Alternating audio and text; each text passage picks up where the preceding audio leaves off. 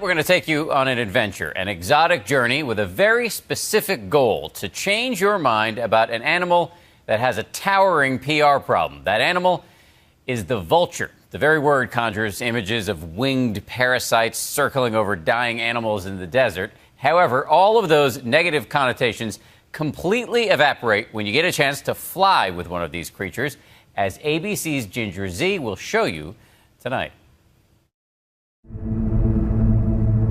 It's a once-in-a-lifetime, heart-pumping adventure, and it starts 5,000 feet above solid ground. See the mountains in the distance? Those are the famous Himalayas. And that bird that just flew in to eat from my hand? A vulture. I get to fly with the creatures that most people find revolting. As breathtaking and odd as all of this looks, this wild journey has real purpose. It's 0 hour in the not-so-pretty war to save the vulture. In the last 15 to 20 years, we've lost 99.9% of some species of vulture across the Indian subcontinent. That's millions of nature's cleaners almost cleaned out. While vultures come in many shapes and sizes, the beasts don't typically evoke instant empathy, but they do have a champion in this guy, Scott Mason, for a reason. We need our vultures. They're vitally important. To learn more about this environmental tipping point, we must travel to the other side of the world, Nepal. A nation sandwiched between India and China. As the vulture flies, it's more than 7,000 miles from New York City. I'm hearing a lot of percussion. Whoa. It's Tibetan monks.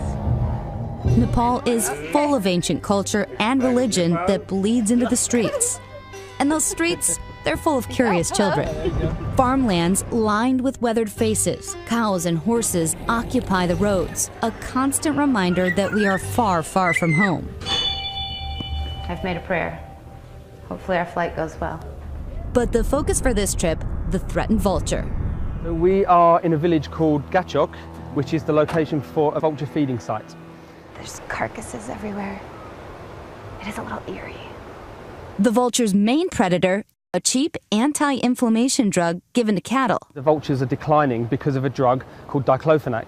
When the cow dies, the vultures feed from the carcass and diclofenac kills them. That's why Scott started this place, the Vulture Restaurant. It's one spot vultures can eat toxin-free. Does this give you joy? Yeah. It's just nice to see it working.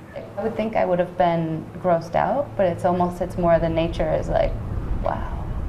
But Scott's plan to flip the vulture's script extends high above this, where we fly side by side with the endangered beast, in a unique sport called Parahawking. He has trained birds of prey, both hawks and vultures, to fly with humans.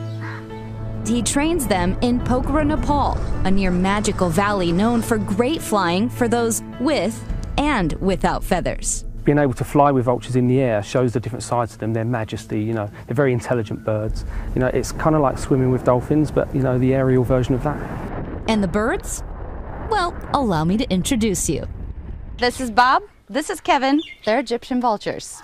So we run a small rescue facility here. Bob and Kevin live here, as do the other birds that we have.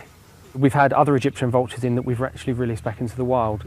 Kevin is one of those birds who would not have made it on his own. Tuck your elbow in as if you're holding a cup of tea. Yep. And now that Kevin and I have become accustomed to each other. Okay, it is like tea. I'm carrying a very fragile cup of tea. It's time to fly. So how will the bird get up to launch with us? He's going to come in the taxi with us. In a taxi? Yeah. Your first time in a taxi with a vulture? It was. Wow. Hello, Himalayas. Does this ever get old? Never. Parahawking looked a lot like the paragliding I've done before. Sans the meat.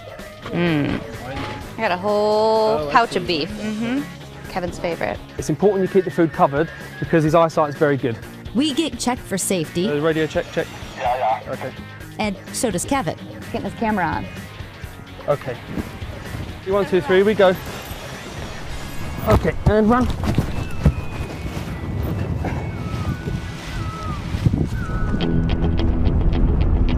Once we're flying, we have to sync up with Kevin, who's circling below us. We're losing height, that's for sure. And then, Okay, 3, 2, 1. the routine begins. See you, Kevin. As we call him a half dozen more times, you can feel the rush of Kevin coming in. Hello again, Kevin. Yeah, we did it. It's magic. Forget that. It's not just magic, it's majesty.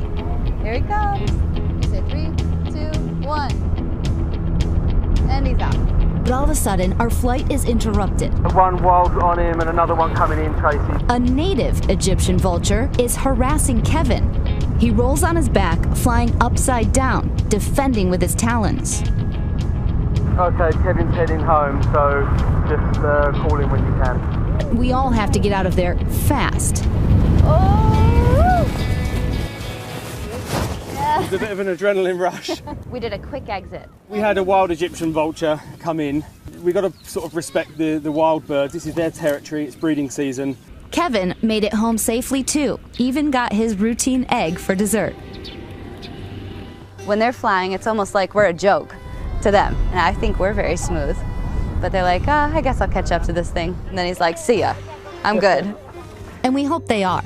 Good, or even great someday. Because in Nepal and everywhere, Kevin, Bob, and the rest of the vultures need to be saved. And we have to do whatever we can to try and reverse the decline of the vultures to prevent their extinction. What we're trying to do is educate people to show how majestic they are and how graceful and beautiful and how nice they are. Hopefully, people start to have a little higher regard for them as a species. A higher regard, a higher calling to save a species at their vital moment. For Nightline, I'm Ginger Zee in Pokhara, Nepal.